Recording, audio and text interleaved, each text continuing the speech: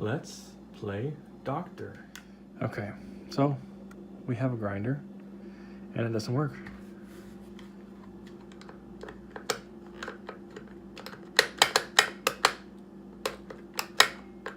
So now that we know the trigger doesn't work, let's see, where's the trigger? There is the trigger for the replacement. And I got this online. It is the identical piece for this grinder. Now, I've already taken this thing apart, but I want to go into this because this was bought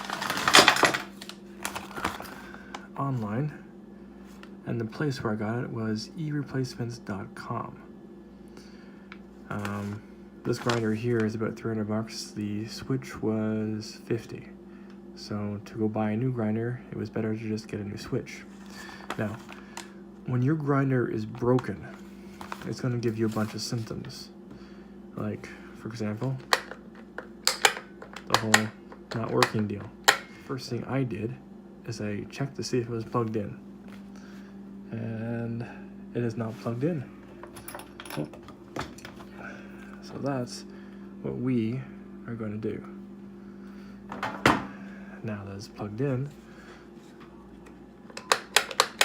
and it still doesn't work. Is the plug-in plugged in? Yes, it is.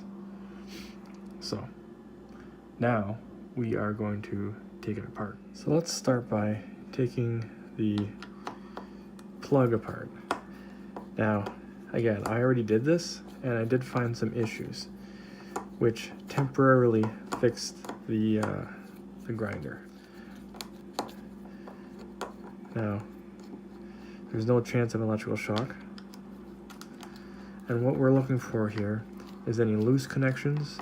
We are looking for any potential issues, wires hooked up the wrong way, wires that were stripped incorrectly, not enough connectivity. Now that it's open, let's take a look.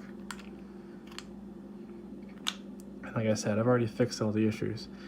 Now, the issues I found originally were the negative wire, the neutral wire here was crushed and just barely touching the terminal.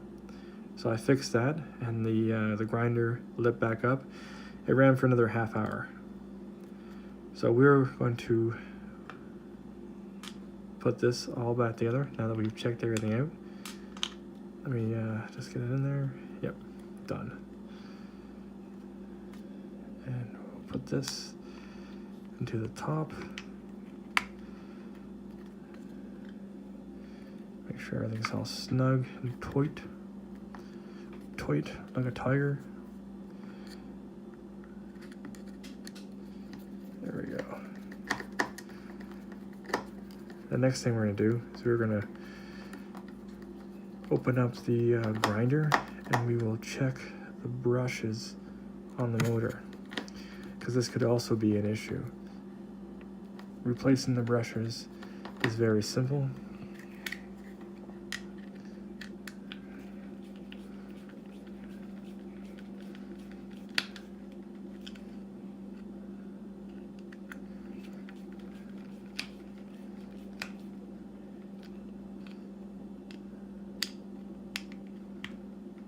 There we go.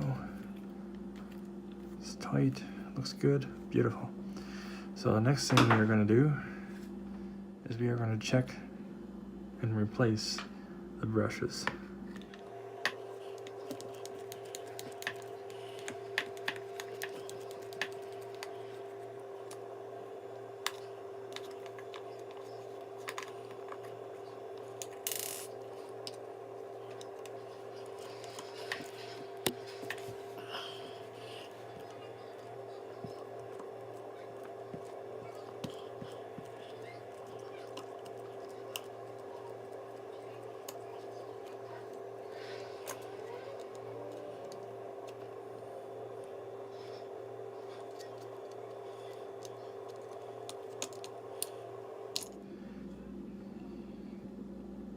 And there's enough there. The brushes actually look really good. Functions as it should. and this is what connects to the motor to allow it to turn. It's the brushless motors that are more powerful, much stronger, no maintenance these days. That's what you find in your power tools. So we will just place this back in. There we go. Slides back into place. And we add the screw.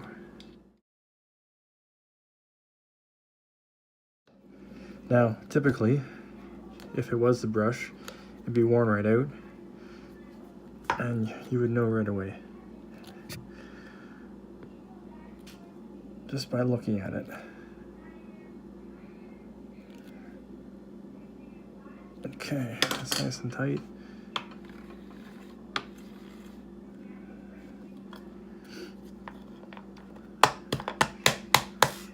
Next, we'll be pulling out the switch that turns this thing on and off.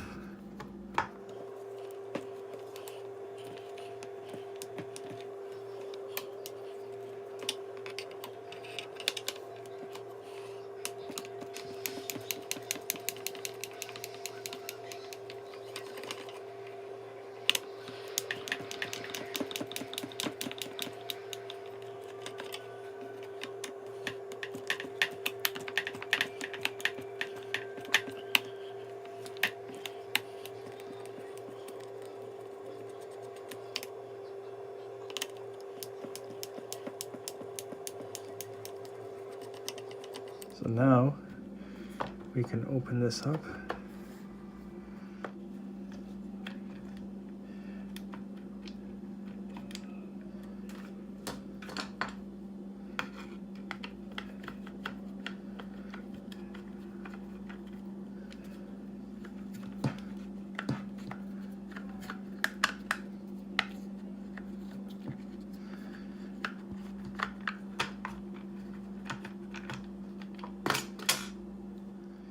So this is the switch, and this is at which point we take a close look at it,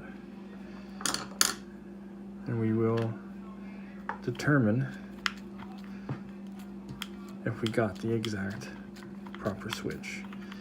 That will be its replacement.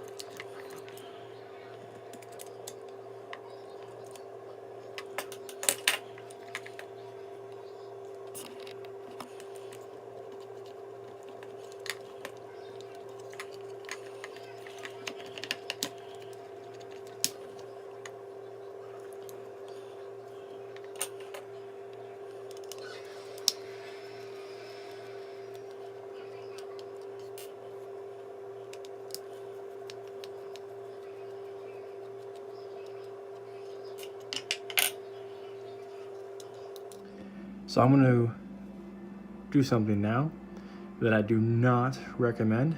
I'll be touching these together to test my theory. I've already done this, but I did it without wearing the headset. Now this motor will then spin. So let's plug it in, add some power.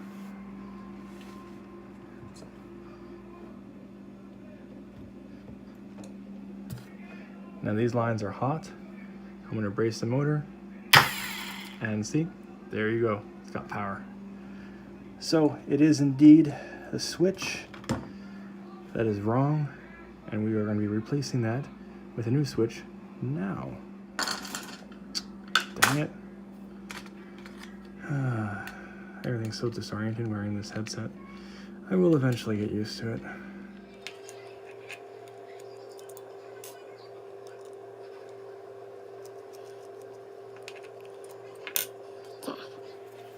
See if I can work blind. That's essentially what I am right now.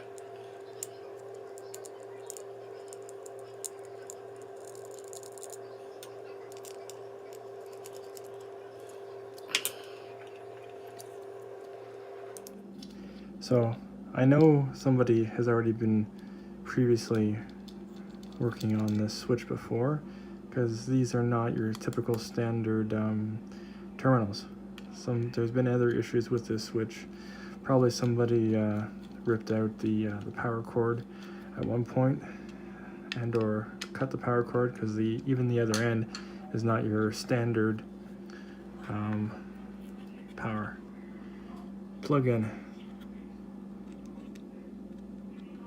There we go. These are a little stiff to get on and off.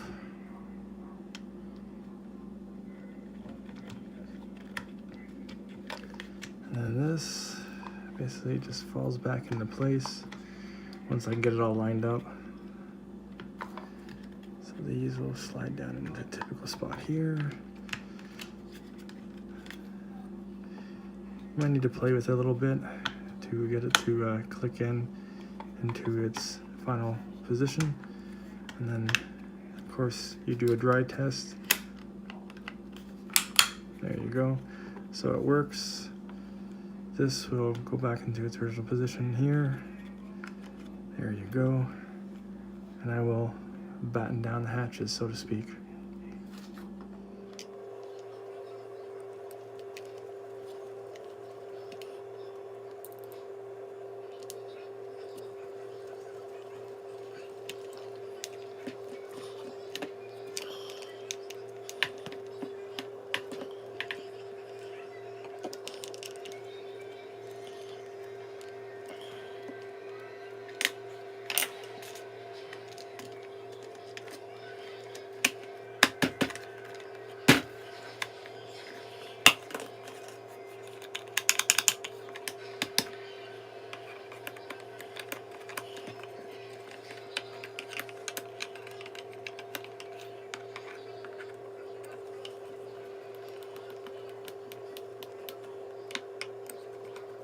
So, once everything's tightened down and everything works, we plug it back in to test.